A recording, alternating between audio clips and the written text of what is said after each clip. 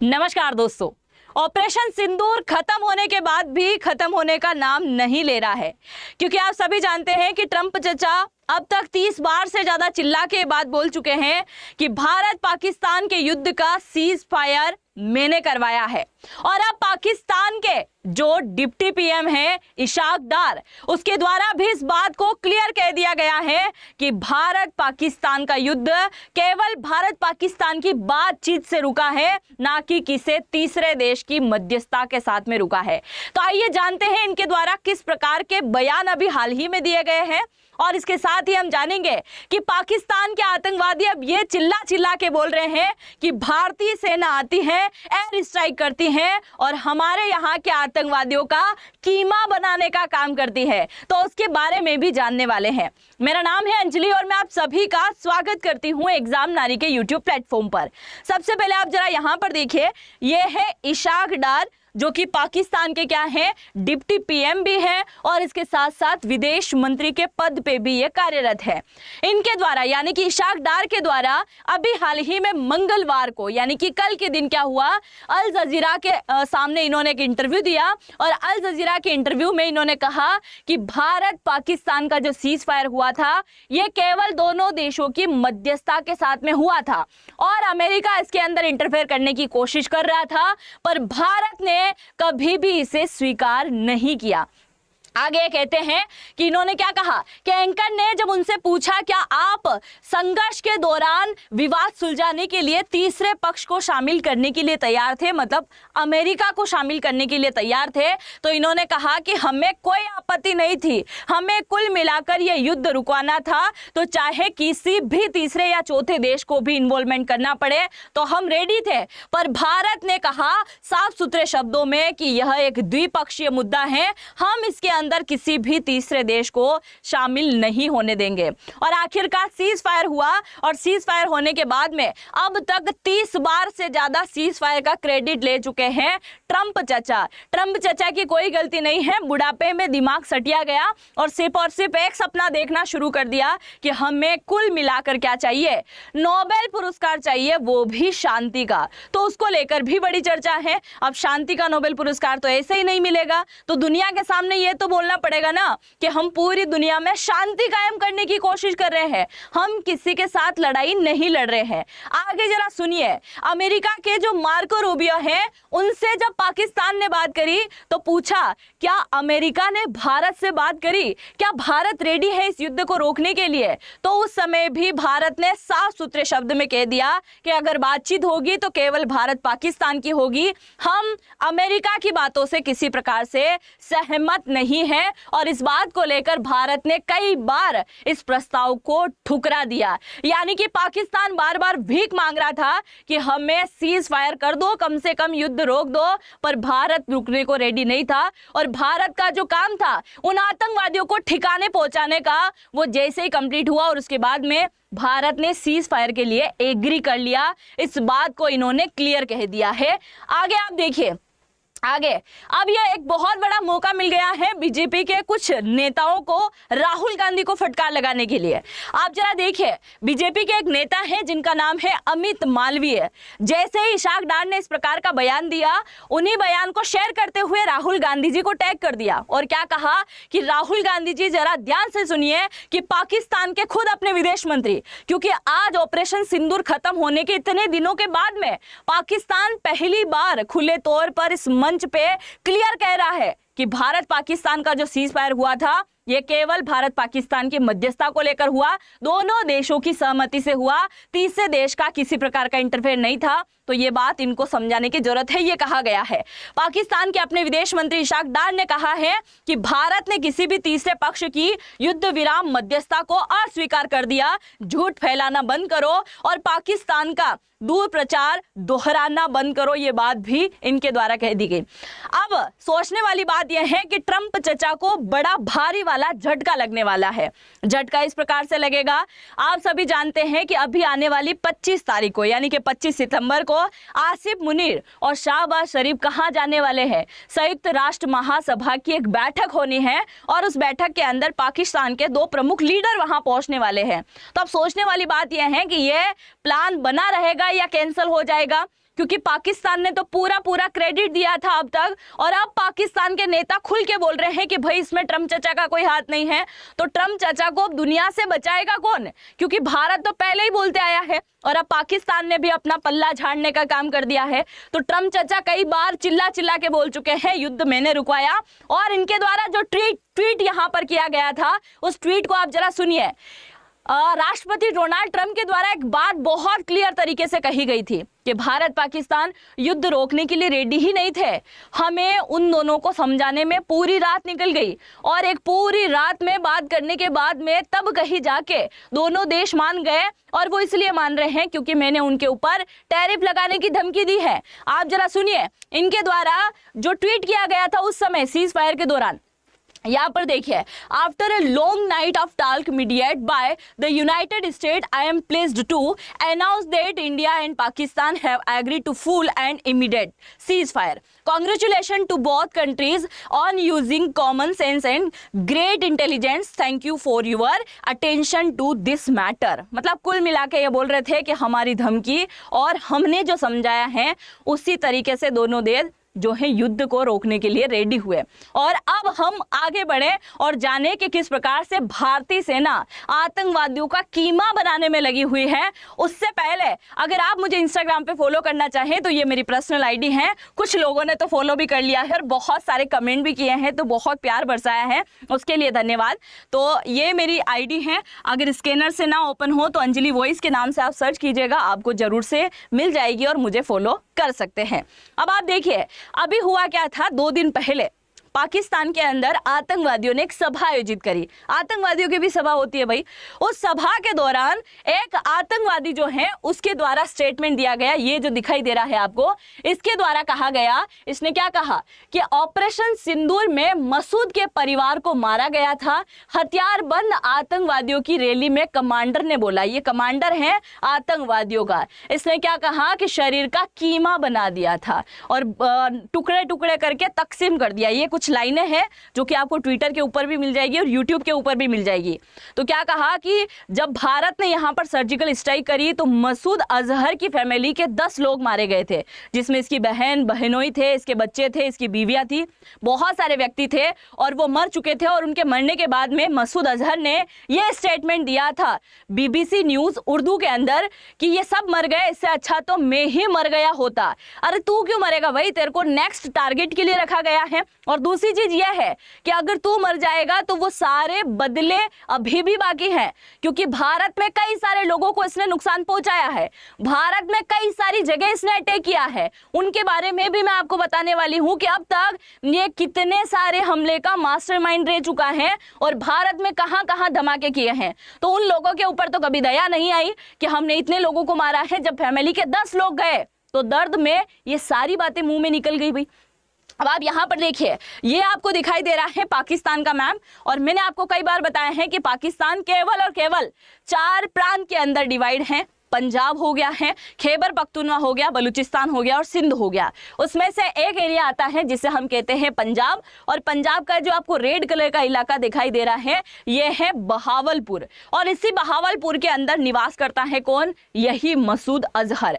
ये जो आपको मस्जिद दिखाई दे रही है ना, तो 2007 से पहले तो एक बहुत अच्छी सी मस्जिद हुआ करती थी, पर उसके बाद में धीरे धीरे यहाँ पर आतंकवादियों की ट्रेनिंग होना शुरू हो गई और ये मस्जिद जो है लगातार इसका एरिया फैलता गया और आज ये 18 एकड़ में फैला हुआ क्षेत्र है, जहां पर आज भी क्या होती है, इन आतंकवादियों की ट्रेनिंग होती है। और इन आतंकवादियों की सुरक्षा कौन करती है, पाकिस्तान की सेना करती है। ये भी कई सारी न्यूज रिपोर्ट के अंदर कहा गया है। ये पाकिस्तान का एक अखबार है डॉन, उसके द्वारा तस्वीरें जारी की गई थी कि ऑपरेशन सिंदूर से पहले ऐसे दिखा करता था और उसके धमाके के बाद कुछ इस प्रकार की तस्वीरें सामने आई है। लेफ्टिनेंट जनरल रामेश्वर राय जो है हमारे, वो ये कहते हैं कि मसूद अजहर को सिक्योरिटी देने का काम करती है पाकिस्तान की सेना, क्योंकि आप सभी जानते हैं कि पहलगांव हमला हुआ 26 अप्रैल को, और ये हमला होने के बाद में पाकिस्तान को इसका अंदेशा जरूर था कि भारत इसका बदला जरूर लेगा, और इसी बदले के चलते या तो वो सर्जिकल स्ट्राइक करेगा या किसी प्रकार की युद्ध की आशंका थी। इसलिए कहा जाता है कि मसूद अजहर का परिवार वहां पे था, पर इसे वहां से पाकिस्तान की सेना ने निकालकर किसी दूसरी जगह शिफ्ट कर दिया था। और ये बात किसके द्वारा कही गई? लेफ्टिनेंट जनरल रामेश्वर राय के द्वारा कहा गया था। अगर मैं मसूद अजहर के बारे में थोड़ा सा आपको बताऊं तो इसके अटैक जानने से पहले मैं आपको बता दूं कि ये भारत भी आ चुका है। हालांकि कई सारे हमले का ये मास्टरमाइंड है। हमले में आगे आपको दिखाऊं इससे पहले आप जानिए कि 1994 में पहली बार बांग्लादेश के ढाका के एक विमान से सवार होकर कहाँ आता है? भारत के अंदर आता है। और भारत में आने के बाद में इसे अनंतनाग के क्षेत्र से हमारी भारतीय सेना गिरफ्तार करती है और गिरफ्तार करने के बाद में इसे जेल में डाल देती है। यानी कि 1994 के अंदर इसे जेल में बंद कर दिया गया और पाकिस्तान के जितने भी आतंकवादी थे उनका ये आका था, तो वो बड़ा बुरी तरीके से तिलमिला गए। इसे छुड़ाने के लिए हर प्रकार की कोशिश करी, जिसके चलते इनके द्वारा क्या किया गया था? 1996 के अंदर 6 लोगों को बंधक बनाया गया और 6 के 6 लोग जो है कौन थे? वो भारत में घूमने के लिए आए हुए लोग थे, यानी कि टूरिस्ट थे। और टूरिस्ट को इन्होंने क्या किया? बंधक बनाया, जो कि इनके चंगुल से आजाद हो गए और फिर भारत को कुछ नहीं करना पड़ा।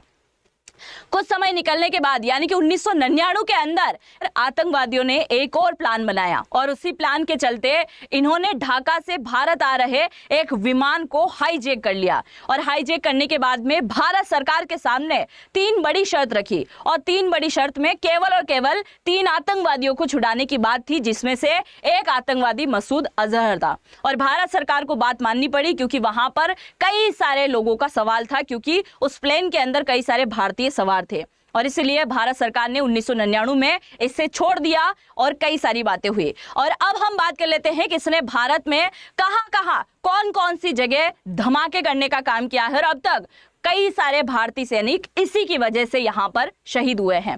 सबसे पहले हमले की अगर हम बात करें तो सेना के हेडक्वार्टर पर सन 2000 की बात थी। जम्मू कश्मीर में हमारी सेना का एक हेडक्वार्टर था, उसके बाहर की तरफ हमला हुआ और हमले में कई सारी कारें उड़ी, जिसके चलते 4 लोगों की मौत वहां पर हो गई। उसके बाद में जम्मू कश्मीर के विधानसभा पर हमला किया था, जो कि श्रीनगर के अंदर आता है, और श्रीनगर के अंदर आत्मघाती बम विस्फोट से हमला किया, जिसमें 30 से ज्यादा लोगों की मौत हो गई थी। फिर तीसरे हमले की बात करें तो भारत की संसद पर हमला हुआ और यह हमला था 13 दिसंबर 2001 को। आप देखिए 2000 से लेकर 2001 तक 3 हमले लगातार इसके द्वारा कर दिए गए थे। इस हमले के अंदर यानी कि संसद के बाहर की साइड जो हमला हुआ था उसमें 8 सुरक्षाकर्मी सहित 14 लोग यहां पर मारे गए थे। और इसके अलावा पठानकोट एयरबेस पर हमला हुआ, जो कि सन 2016 के अंदर हुआ था और इस हमले में 3 सुरक्षाकर्मी शहीद हो गए थे। इसके साथ ही आगे आप देखिए उरी सेना के हेडक्वार्टर पर 2016 के अंदर हमला हुआ। आप देखिए 2016 के अंदर लगातार इसके द्वारा 2 हमले कर दिए गए हैं। उरी के अंदर 2016 में जो हमला हुआ था उसमें हमारे और उरी के हमले में हमारे 19 भारतीय सैनिक जो हैं शहीद हो गए थे, जिसके बाद में भारतीय सेना के द्वारा पीओके के अंदर सर्जिकल स्ट्राइक की गई थी, जहां कई सारे आतंकवादियों को मारा गया। फिर भी पाकिस्तान अपनी हरकतों से बाज नहीं आया। उसके बाद फिर पुलवामा का अटैक हुआ, जो कि 14 फरवरी 2019 को हुआ था और इसके अंदर हमारे 40 से ज्यादा सीआरपीएफ के जवान शहीद हुए और उसके बाद भारतीय सेना के द्वारा बालाकोट एयर स्ट्राइक की गई। फिर भी पाकिस्तान सुधरने का नाम नहीं ले रहा है और इसके साथ ही अयोध्या जन्मभूमि पर जो हमला हुआ था उसका मास्टरमाइंड भी कौन है? यही मसूद अजहर है। इतने सारे हमले होने के बाद भी अभी 26 अप्रैल 2025 को हमला हुआ पहलगांव जम्मू कश्मीर के अंदर और उसके बाद भी सर्जिकल स्ट्राइक करके 100 से भी ज्यादा आतंकवादियों को भारतीय सेना ने ठिकाने लगा दिया, पर फिर भी आज भी ये रुकने को रेडी नहीं है और अभी भी ऐसा कोई मानना नहीं है कि पाकिस्तान अपनी हरकतों से बाज आ जाएगा, चाहे भारत ने यहां पर पानी रोक दिया हो। और ये बात तो पाकिस्तान का बहुत बड़ा आतंकवादी यानी कि जो फील्ड मार्शल है आसिफ मुनीर, वो पहले से ही बोल चुका है कि अगर हमें लग रहा है कि हम डूब रहे हैं तो हम अकेले नहीं डूबेंगे, हम हमारे साथ में आधी से ज्यादा दुनिया लेकर डूबेंगे। जब पानी नहीं मिलेगा और प्यास से मरना शुरू होंगे तो ये परमाणु छोड़ने में कोई टाइम नहीं लगाने वाले। अच्छा, इसी टॉपिक पर वापस आए, इससे पहले आप जरा जान लीजिए ये जो बुढ़ऊ है ट्रंप चचा, जो बार बार चिल्ला चिल्ला के बोल रहा था कि भारत मेरा अच्छा मित्र मित्र हैं, फिर भी इसने टैरिफ लगाने का काम किया। और आज इसने दुनिया के जितने भी लीडर हैं उनमें से सबसे पहले पीएम मोदी को जन्मदिन की बधाई देकर यहां पर यह जताना शुरू कर दिया है कि भारत के सामने शायद अब अमेरिका को भी झुकना पड़ेगा। आगे देखिए, अगले हफ्ते जाने की प्लानिंग बना रहे हैं, तो जरा एक बार डिस्कशन कर लेना आपस में कि जाना भी है कि नहीं जाना है, क्योंकि इज्जत का फजीदा खुद ही करवाने वाले हो यहाँ पे, है कि नहीं। आगे देखिए, हमारी भारतीय सेना तो कई बार बोल चुकी है कि ऑपरेशन सिंदूर अगर खत्म किया तो ये भारत की मर्जी से खत्म हुआ, तीसरे देश की मध्यस्थता नहीं थी। और इसी बात पर ऑपरेशन सिंदूर के वक्त आसिफ मुनीर बंकर में छिप गए थे, इस बात का जो है यहाँ पर स्टेटमेंट दिया गया हमारे पूर्व लेफ्टिनेंट ढिल्लो के द्वारा। अब सुनिए, ऑपरेशन सिंदूर चल रहा था एक तरफ और ये बयानबाजी आ रही थी कि ये जो पाकिस्तान का आसिफ मुनीर है, यानी कि उस समय का आर्मी चीफ और अब ये फील्ड मार्शल बना है, तो आसिफ मुनीर कहीं बंकर में छुप गया। दूसरी बात ये भी सुनने में आ रही थी कि ये बंकर में नहीं है, बल्कि इसने अपनी फैमिली को लंदन में शिफ्ट कर दिया है और खुद भी भगने की तैयारी कर रहा है। और जब सीज फायर हो गया तो लोगों के सामने जताने के लिए इसने खुद का प्रमोशन करवा दिया और आर्मी चीफ से बन गया फील्ड मार्शल। ऐसा क्या तुमने कर लिया भाई ऑपरेशन सिंदूर में जो कि तुमको फील्ड मार्शल बनाया गया। और दूसरी बड़ी बात, आजकल सोशल मीडिया पर एक बहुत बड़ा वीडियो वायरल हो रहा है। अगर आप में से किसी ने इस वीडियो को देखा है तो मुझे जरूर से कमेंट सेक्शन में लिखिएगा कि उस वीडियो के अंदर यह बताया गया है कि पाकिस्तान का एक सेनाकर्मी है, एक कोई अधिकारी लेवल का व्यक्ति है, जिसको इस बात से सम्मानित किया जा रहा है कि उसने हमारी S-400 को फोड़ने का काम कर दिया है। अब आप देखिए, तुम्हारे यहाँ के जितने भी हथियार थे, जितने भी एयर डिफेंस सिस्टम थे, भारत की एक भी हमले को, एक भी जवाबी कार्रवाई को या फिर एक भी मिसाइल को नहीं रोक पाया। और वहाँ उन भाई साहब को सम्मानित किया जा रहा है कि उन्होंने तो भारत के S-400 को ही फोड़ दिया है। आगे देखिए, हमारे भारत के जो पूर्व लेफ्टिनेंट जनरल है उन्होंने कहा कि पाक का एयर डिफेंस सिस्टम हमारी एक भी मिसाइल को नहीं रोक पाया। आगे जरा इनका स्टेटमेंट सुनिए। यह स्टेटमेंट सुनने के बाद में आपको भारत के ऊपर बहुत गर्व होने वाला है। क्या कहा है ढिल्लो ने कि पाकिस्तान ने युद्ध विराम की भीख मांगना शुरू कर दिया। KJS ढिल्लो ने कहा कि जब पाकिस्तान के DGMO 10 मई को दोपहर 3:35 पे हमारे DGMO के अंदर कॉल करते हैं और युद्ध विराम की भीख मांगते हैं तो यह हमारे लिए एक बहुत बड़ी जीत की बात है। इसके साथ ही जब वे मध्यस्थता और युद्ध विराम की मांग करते हुए अमेरिका और सऊदी अरब भाग जाते हैं तो यह हमारे लिए जीत की बात है। और जब वे कहते हैं कि हम नीतिगत तौर पर तीसरे पक्ष की मध्यस्थता नहीं चाहते तो यह भी हमारे लिए जीत की बात है। बाकी आप अपने देश को लेकर क्या सोचते हैं जरूर से लिखिएगा।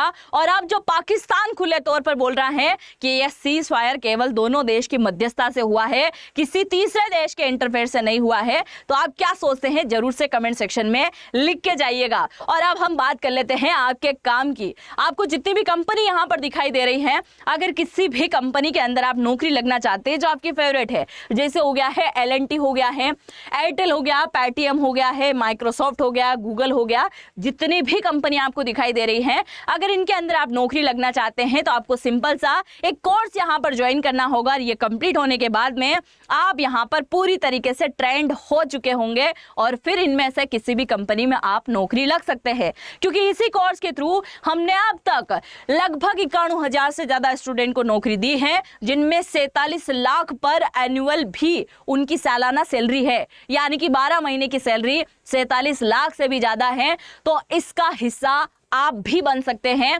और इसके लिए आपको क्या करना होगा, इसी वीडियो के कमेंट सेक्शन में पहला कमेंट मैंने पिन कर रखा है, जिस पे आप टैप करेंगे तो एक फॉर्म ओपन होगा जिसके अंदर आपका नाम, मोबाइल नंबर, ईमेल आईडी आपको डालना है और उसके बाद में यहाँ पर एक डिस्काउंट कोड आपको डालना है AN50, जिससे आपको यहाँ पर अच्छा खासा डिस्काउंट मिल जाएगा, यानी कि 50% का डिस्काउंट आपको मिल जाएगा। और इसी कोर्स के अंदर हम आपको सिखाने वाले हैं डेटा साइंस के बारे में, AWS के बारे में, CC+, Java, Python, DSA, competitive coding, artificial intelligence, बहुत प्रकार की चीजें आपको यहाँ पर मिलने वाली है। तो कहीं देर ना हो जाए, इसीलिए आज ही ज्वाइन कर लीजिएगा। और चैनल पे पहली बार आए हैं तो सब्सक्राइब करना तो बिल्कुल भी मत भूलिएगा। हम मिलते हैं नेक्स्ट वीडियो में, तब तक के लिए जय हिंद, जय भारत।